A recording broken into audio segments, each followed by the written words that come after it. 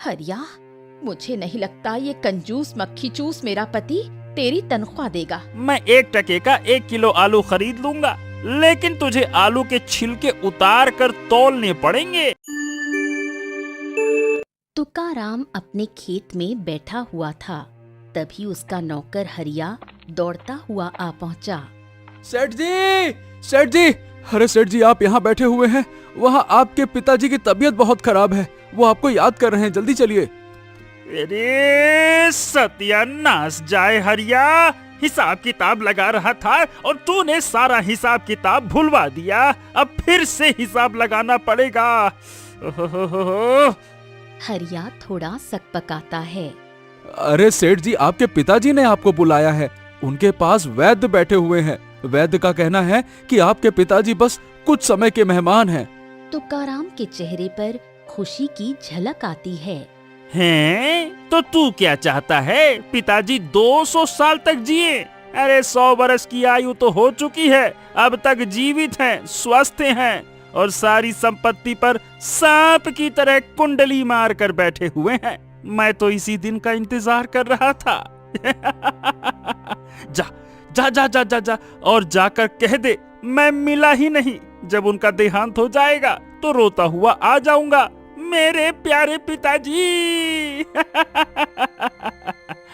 हरिया गंभीर नजरों से तुकाराम को देखता है। सेठ जी सोच लीजिए, आखिरी समय पर वो कोई वसीयत की बात कर रहे थे। कहीं ऐसा न हो कि आप वहाँ पहुँचे ही ना और सब कुछ आपके हाथ से निकल जाए। ये सुनकर तुकाराम का चेहरा बदल जाता है। वो गुस्से से उठता है और हरिया को चांटा मारता है। अरे तेरी तो ले बेवकूफ कहीं का। अरे ये बात पहले क्यों नहीं बताई तूने? चल चल चल चल जल्दी चल, मुझे अपने पिता की बहुत याद आ रही है। मेरे प्यारे पिताजी। सेठ दीनानाथ चारपाई पर लेटे हैं। पास में तुकाराम की पत्नी, बेटियां और उसका 10 वर्षीय बेटा अर्जुन रो रहा है। तुकाराम झूठ मूठ के आंसू बहाते हुए पास आता है। पिताजी पिताजी पिताजी पिताजी, मुझे छोड़कर मत जाइए, मत जाइए। अभी आपको 200 साल जीना है, आपके बिना तो मैं अकेला रह जाऊंगा। पिताजी। मैं यहाँ तुझे बहुत ही महत्वपूर्ण बात बताने के लिए बुलाया है, लेकिन उससे पहले मैं तुझसे कुछ पूछना चाहता हूँ। क्या पूछना चाहते हैं? हाँ हाँ हाँ, तो कहिए ना पिताजी। बरसों से मेरे मन में एक बात चल रही थी जो मैं तुझे बताना चाहता था, लेकिन सोचता था कहीं तो बुरा ना मान जाए। परंतु अब तो वैसे भी मेरे स्वर्ग जाने का समय आ गया है, तो सोचा कि तुझे सच्चाई से अवगत करा ही दूं। सुन। जब से तू पैदा हुआ है तब से मेरे जीवन में अंधेरा छा गया। तेरे पैदा होने के बाद तेरी माँ मर गई। तू मेरी संतान के नाम पर एक कलंक है और हमेशा मैंने तुझे एक कलंकी की नजरों से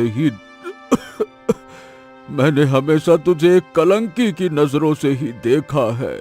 तुकाराम स्तब्ध होकर देखता है। क्या? अरे पिताजी, ये कैसी बातें कर रहे हैं आप? मैं तो आपका हर कहना मानता हूँ। अरे बकवास मत कर।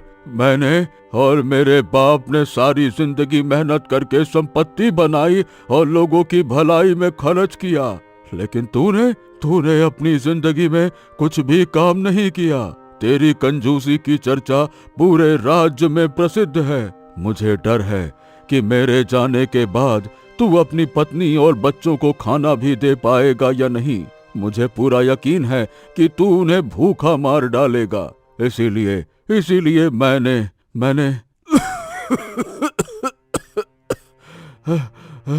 अचानक सेठ दीनानाथ को जोर की खांसी होने लगती है।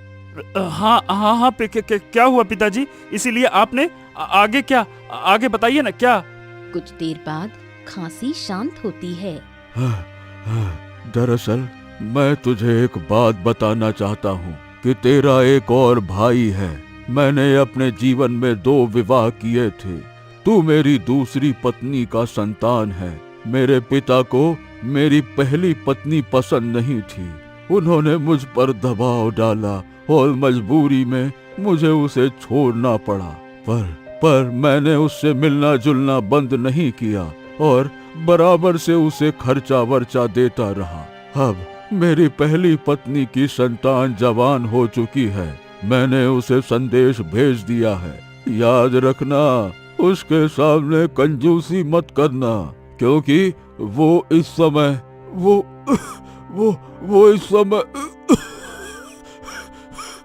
हाँ, क्या वो इस समय क्या? आगे बोलिए ना पिताजी, क्या इस समय? लेकिन दीनानाथ की जुबान से आगे शब्द नहीं निकल पाते। वो दम तोड़ देते हैं।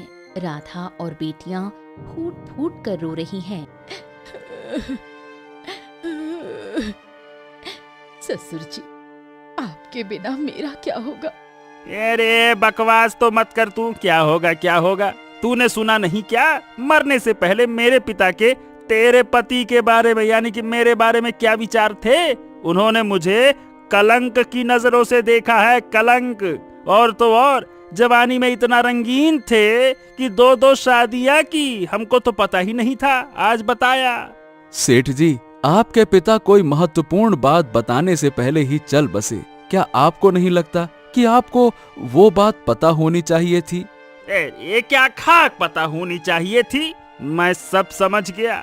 ये बुढ़ा यही कहना चाह रहा था कि इसने अपनी पहली पत्नी की संतान को, यानी कि मेरे सौतेले भाई को संदेश भेज दिया है, और वो भी संपत्ति का दावेदार बनकर यहाँ पर आएगा। लेकिन कान खोलकर सुन ले हरिया, मैं एक फूटी कौड़ी भी उसको नहीं दूंगा। कुछ देर बाद सेठ दीनानाथ का अंतिम संस्कार कर दिया गया। अगले दिन तुकाराम कुर्सी पर बैठा हुआ आंखें बंद किए आराम कर रहा था। तभी हरिया वहाँ पहुँचा। सेठ जी, मुझको मेरी तनख्वाह दे दीजिए और बता दीजिए कि अब मुझे इस हवेली में काम करना है या नहीं। तुकाराम आंखें खोलता है और गुस्से से उठता है। अरे बकवास बंद कर रे तू। एक तो वैसे भी कल पिताजी के अंतिम संस्कार के लिए लकड़ियां खरीदनी पड़ी, फिजूल का खर्चा हो गया, ऊपर से तू तनख्वाह मांगने आ गया। नहीं तो। हरिया चौंक जाता है। अरे तो क्या करें मालिक, अब आपको आरती का सामान भी फिजूल खर्च लगता है। और नहीं तो क्या। अरे इंसान तो मर ही जाता है और उसे जलाना पड़ता है। मैंने पुजारी जी से कहा था कि एक दिन का समय दे दो, मैं जंगल से खुद लकड़ियां काट कर अंतिम संस्कार कर दूंगा। लेकिन जैसे पुजारी तो क्या कहें, टूट पड़ा कि आज ही करो, और ऊपर से गांव वाले और वो धर्म कर्म की बातें करने लगा। जानता है कितना अधिक धन खर्च हो गया? नहीं ना, अभी मैं एक फूटी कौड़ी नहीं दूंगा। काम करना है तो कर, नहीं तो दफा हो जाए यहाँ से। बड़ा आया। इतना कहकर तुकाराम चला गया। हरिया सिर पकड़कर बैठ गया। अरे इस कंजूस ने तो अभी से कंजूसी शुरू कर दी। न जाने मेरी तनख्वाह मिलेगी भी या नहीं, क्या कहूँ। हरिया तुकाराम की पत्नी बिंदिया के पास जाकर बोला, मालकिन, मेरी पूरी 3 महीने की तनख्वाह बाकी है। सेठ जी के पिताजी से मैं इस कारण नहीं मांग रहा था क्योंकि वो बीमार थे। सोचा था सेठ तुकाराम से ले लूंगा, लेकिन उन्होंने साफ इनकार कर दिया। अब बताइए क्या करूं। गांव में हर कोई उनकी कंजूसी के चक्कर में कितना परेशान है। अगर तू काम छोड़कर चला गया तो फिर तो वो बिल्कुल भी तुझे कुछ नहीं देंगे। हाँ, ठीक है मालकिन, अब मेरे पास कोई चारा भी तो नहीं है। कुछ दिन बीत गए। एक दिन तुकाराम अकेले बैठा था। तभी बिंदिया कमरे में आकर बोली, घर में अनाज और खाने पीने का सामान खत्म हो गया है। जो भी सामान था वो तुम्हारे पिताजी के समय का ही था, जो अब तक चल रहा था। बाजार जाकर कुछ सब्जी और अनाज ले आओ, या एक काम करो, मुझे धन दे दो, मैं हरिया से मंगवा लेती हूँ। आपके पिताजी भी हरिया से ही सामान मंगवाया करते थे। तुकाराम गुस्से में तमतमाकर खड़ा होता है। रे बकवास बंद कर तू। पिताजी तो मूर्ख थे, लेकिन मैं मूर्ख नहीं हूँ। अरे मैं धन को बचाना जानता हूँ। और ये हरिया गया नहीं। मैंने सोचा था कि तनख्वाह देने से इनकार कर दूंगा तो खुद ही खुद चला जाएगा, कितना पैसा बच जाएगा। सुन, मेरी बात ध्यान से सुन, बाजार से सब्जी मैं लेकर आऊंगा और पिताजी की तरह दोनों हाथों से धन खर्च नहीं करूंगा। इतना कहकर तुकाराम खुद झोला उठाकर बाजार निकल जाता है। तभी हरिया आकर बिंदिया से बोला, क्या हुआ मालकिन, सेठ जी कहाँ हैं? वो खुद सब्जी लेने गए हैं। हैं? हे भगवान, सब्जी वाले का भला करना। तुकाराम आलू की दुकान पर पहुंचता है। क्यों भैया, ये बता, ये आलू क्या भाव दिए? अरे सेठ जी, नमस्ते नमस्ते। आप भाव पूछ रहे हैं? अरे आप तो सेठ हैं, आप तो बस आदेश कीजिए। आदेश कीजिए? बकवास मत कर। तू मेरे पिता को बहुत मक्खन लगाता था और वो हमेशा ऊंचे दाम पर खरीद कर ले जाते थे और खरीदने के बाद भी अपने आप को चतुर समझते थे। परंतु वस्तुओं की सही कीमत मैं जानता हूँ, इसीलिए जो बोला है वो बता। आलू क्या भाव दिए, ये बता। 1 टके के 1 सेर पड़ेंगे आलू। क्या? 1 टके के 1 सेर? इतनी महंगाई?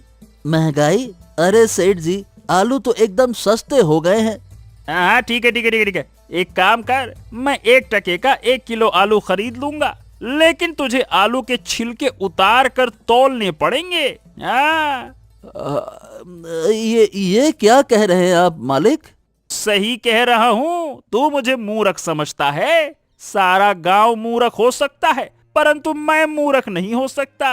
अरे छिलकों में कितना सारा वजन होता है और मैं अपने पैसे फिजूल में खर्च नहीं करने वाला। बोल, छिलके उतार कर वजन तौलेगा या नहीं तौलेगा, बता। अरे मेरी मती मारी गई है जो मैं छिलके उतार कर वजन तौलूंगा। आपको लेना हो तो लीजिए, नहीं तो आगे बढ़ लीजिए। और हाँ, अगर सस्ता लेने का इतना ही शौक है तो रात तक रुक जाइए। रात में जो सब्जियां बच जाती हैं या थोड़ी खराब हो जाती हैं, वो पौने दामों पे बिक जाती हैं। ये सुनकर तुकाराम की आंखों में चमक आ गई। आहा! सब्जियां कभी खराब नहीं होती रे पागल। ये तो सब अमीर लोगों की सोच होती है। अगर ऐसी बात है तो ठीक है, मैं रात तक रुकूंगा, और क्या। तुकाराम सारी बची खुची खराब सब्जियां रास्ते में खरीद लेता है और झोला भरकर अपने घर की ओर चलता है। आहा! आज तो मैंने कितने सारे पैसे बचा लिए। अगर ऐसे ही साल भर पैसे बचाऊं तो बहुत सारा धन एकत्रित हो जाएगा। मैं भी कितना चतुर हूँ। मजा आ गया, मजा आ गया, मजा आ गया। तुकाराम दरवाजा खोलकर घर में दाखिल हो गया। हाथ में सब्जियों से भरा थैला था। बिंदिया गुस्से में खड़ी थी। बहुत जल्दी आ गए आप। अरे जब आपको भेजा था तब सुबह का समय था, पूरे 10 घंटे बाद आए हैं आप। और ये क्या, खराब सब्जी उठा लाए? खराब सब्जी? अरे पगला गई है क्या तू? सब्जी खराब नहीं होती है। ये तो बस सब कुछ अमीर लोगों की सोच होती है। दिन में सब्जी इतनी महंगी मिल रही थी कि क्या कहूँ, इसीलिए मैंने रात तक का इंतजार किया। रात का इंतजार किया?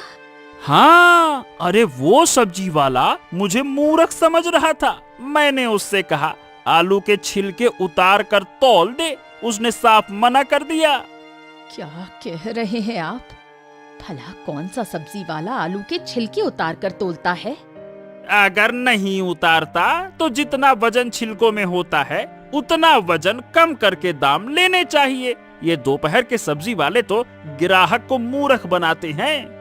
मतलब? अरे तुम जल्दी से खाना बनाओ, और हाँ, ये खाना 3 दिन तक चलना चाहिए। बनाओ बनाओ। 3 दिन तक कैसे चलाएंगे? मैं हूँ, आप हैं और अर्जुन है। क्या आप चाहते हैं कि हम सब खाना ही ना खाएं? खाओ, पर केवल एक समय। वैसे भी 3 समय खाने से स्वास्थ्य खराब होता है। एक समय खाओगे तो पेट भी भरेगा, स्वास्थ्य भी ठीक रहेगा। इतना कहकर तुकाराम वहाँ से चला जाता है। बिंदिया सिर पकड़कर बैठ जाती है। बिंदिया झाड़ू लगाते लगाते तुकाराम को रोकती है।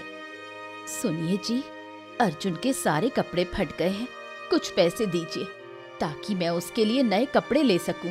अरे ये क्या पागल बागल हो गई हो क्या? हवेली में इतने पर्दे पड़े हैं जो एक कमरे में रखे हैं। मतलब?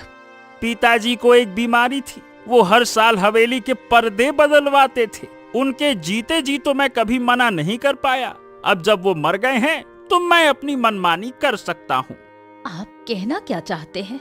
मैं यही कहना चाहता हूँ भाग्यवान, वो सारे पर्दे क्या खराब हो गए हैं क्या? उन्हें ले जाकर अपने लिए और अर्जुन के लिए कपड़े सिलवा लो। हम पूरा जीवन उन्हीं पर्दों में बिता सकते हैं। मैं भी सोच रहा था कि उन्हीं पर्दों से बढ़िया सी धोती सिलवा लेता हूँ। बिंदिया पूरी तरह क्रोधित हो गई और पैर पटकते हुए वहाँ से चली गई। हरिया आता है और दरवाजे पर खड़ा होता है। बिंदिया वहीं बैठी होती है। नमस्ते मालकिन। सेठ जी से मेरी तनख्वाह की बात कीजिए ना, कुछ तो कीजिए, बहुत समय हो गया। हरिया, मुझे नहीं लगता ये कंजूस मक्खी चूस मेरा पति तेरी तनख्वाह देगा। जो आदमी सब्जी लेने जाता है और सब्जी वाले से कहता है आलू के छिलके काट कर तोलो, वो तुझे क्या देगा? जो आदमी 1 किलो आलू लेकर आता है और कहता है कि इसे 3 दिन तक चलाओ, वो क्या खाक तनख्वाह देगा? बेहतर है तू अपनी तनख्वाह को भूल जा और यहाँ से चला जा। हाँ, शायद आप सही कहती हैं, पर मैं आपको और अर्जुन को छोड़कर नहीं जा सकता। मैं अपने गांव लौट रहा हूँ। आप एक काम कीजिए, आप भी मेरे साथ चलिए ना। उस कंजूस सेठ को उसकी हवेली में रहने दीजिए। मेरे गांव में जमींदार बहुत अच्छा है, उसके पास बहुत खेत हैं, वहीं कोई काम देख लीजिएगा। वरना मुझे लगता है कि इस आदमी की छत्र छाया में आपका और अर्जुन का जीवन तो नरक जैसा न बन जाए कहीं। बिंदिया गहरी सोच में डूब गई। शायद तुम सही कह रहे हो। क्या हम अभी और इसी वक्त इस हवेली को छोड़ सकते हैं? वो झटपट अपना सामान बांधती है और अर्जुन को तैयार करती है। बिंदिया, अर्जुन और हरिया दरवाजे तक पहुंच चुके हैं। पीछे से तुकाराम आ जाता है। कहाँ जा रही हो? कहीं भी जा रही हूँ, लेकिन अब मैं और अर्जुन इस हवेली में नहीं रहेंगे। तुम्हें लग रहा होगा कि मैं तुमको रोकूंगा। मैं ऐसा बिल्कुल नहीं करूंगा। तुम और अर्जुन चले जाओगे, इससे मेरा खर्च और कम हो जाएगा, ना के बराबर खर्च होगा। जाओ जाओ जाओ जाओ जाओ जाओ, और फिर कभी मत आना। नमस्ते। बिंदिया गुस्से से अर्जुन और हरिया को लेकर बाहर निकल जाती है। हवेली का दरवाजा धीरे से बंद होता है। हरिया जंगल के रास्ते से बिंदिया और अर्जुन को लेकर गांव की ओर चल पड़ा। माँ, माँ, माँ, मुझे बहुत प्यास लगी है और भूख भी। मुझे मालूम है बेटा, तू कल से भूखा है। सत्यानाश जाए उस बाप का जो अपनी कंजूसी में बच्चों को भूखा रखे। मालकिन, वहाँ एक तालाब है, कुछ देर वहाँ बैठते हैं। मैं जंगल से कुछ फल तोड़ कर लाता हूँ, आपके बेटे की भूख थोड़ी कम हो जाएगी। और मुझे भी थोड़ा भूख लग रही है, और मुझे तो पूरा यकीन है कि आपको भी लग रही होगी। हमेशा की तरह तुम सही कह रहे हो हरिया। बिंदिया अर्जुन को लेकर तालाब के पास बैठ गई। हरिया जंगल की ओर चला गया। थोड़ी देर में वो काफी सारे फल लेकर लौट आया। माँ, देखो देखो देखो, कितना सारा फल। मेरी तो भूख और बढ़ गई। तभी एक भिखारी वहाँ पहुँचा। भगवान के नाम पर कुछ दे दो, भगवान के नाम पर कुछ दे दो माता जी, बहुत भूख लगी है। ले लो बाबा, भूख बहुत बुरी चीज होती है। भिखारी फल खाकर मुस्कुराता है और ध्यान से उन्हें देखने लगता है। ये बताओ, तुम लोग इस जंगल में क्या कर रहे हो? हाँ, अरे मत पूछो भैया, हमारी हालत बहुत ही खराब है। कहे तो सही रहे हो, शायद मैं कुछ मदद कर सकूं। अरे कहो तो सही। तू तो खुद भिखारी है, तू हमारी क्या मदद करेगा? हरिया, किसी को कम मत समझो, हो सकता है यही हमारी मदद कर दे। बिंदिया शुरू से लेकर अब तक की सारी कहानी भिखारी को सुनाती है। ओ, तो तुम सेठ दीनानाथ की बहू हो। तुम मेरे ससुर को जानते हो? बहुत अच्छे से।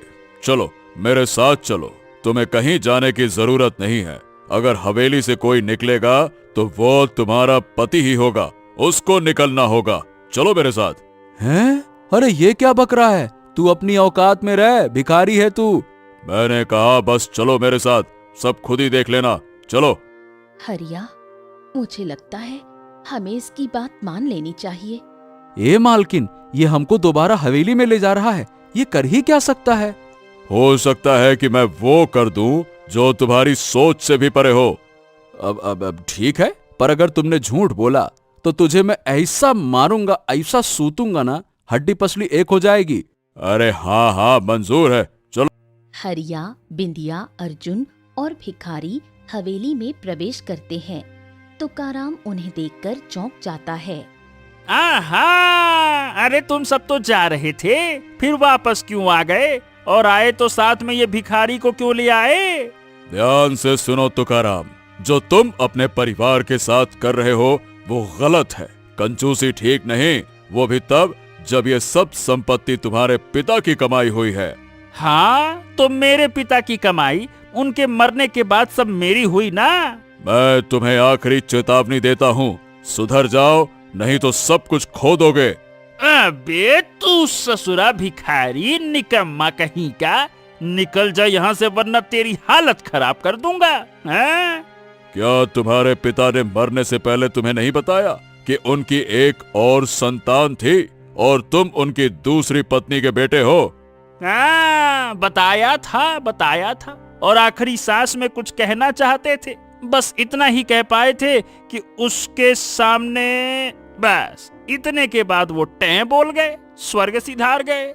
मैं उनका पहला बेटा हूँ, तुम्हारा सौतेला भाई। हैं? मैं तो सोचता था कि कहीं कोई दावेदार ना निकल आए, और लो भैया निकल आया एक भिखारी।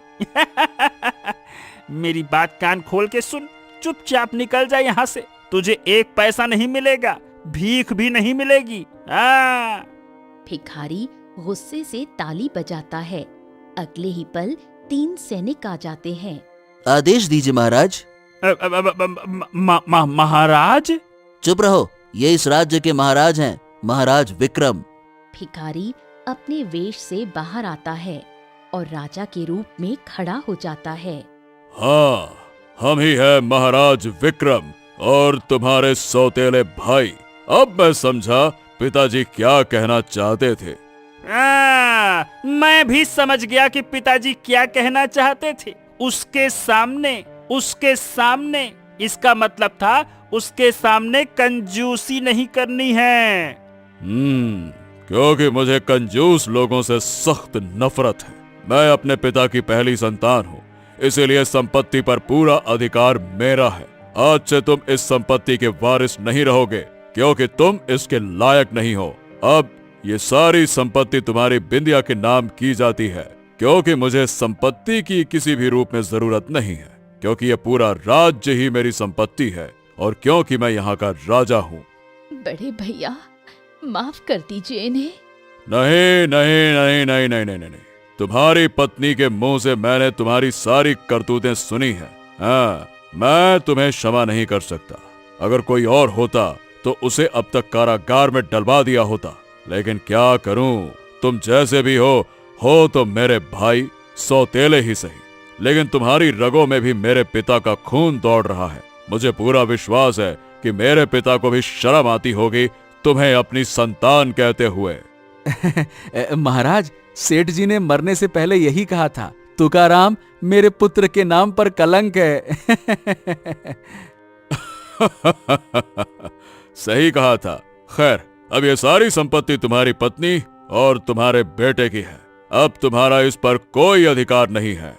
और बहू, आज से तुम हवेली की मालकिन हो। अगर ये कुछ भी कहे तो बेहिचक महल में चली आना। इसकी सारी जिंदगी अब काल कोठरी में कटेगी। राजा विक्रम सैनिकों की ओर इशारा करता है और वहाँ से निकल जाता है। बिंदिया स्तब्ध खड़ी है। तुकाराम शर्मिंदा है। हरिया शांत मुस्कान लिए खड़ा है। उस दिन के बाद तुकाराम पूरी तरह बदल गया। वो अपनी ही हवेली में नौकर बनकर रहने लगा और अपनी कंजूसी पर जीवन भर पछताता रहा।